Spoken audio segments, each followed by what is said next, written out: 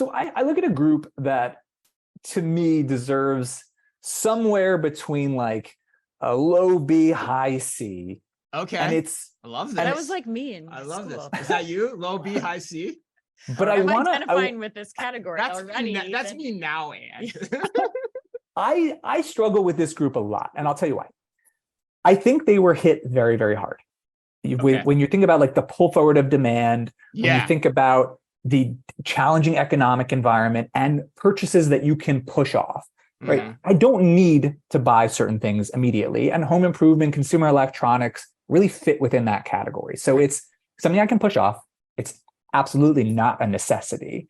And you had that pull forward of demand, and you have this difficult economic environment.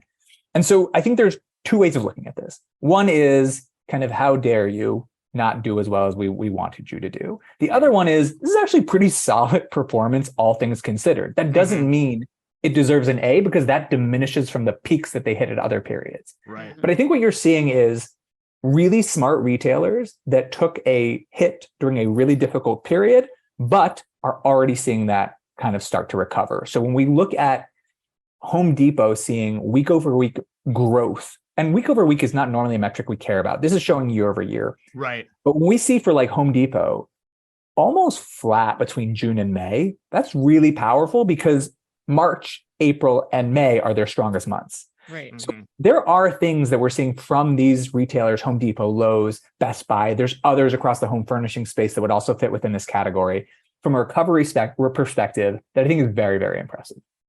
So Ethan, if I ask you that question in another way, would it, I'm curious what your answer would be. So like, and maybe you have this data, maybe you don't. So if we look back to visit patterns to 2019 before the pandemic, are these retailers seeing sustained growth relative to those numbers? Like, have they increased their visits relative to that?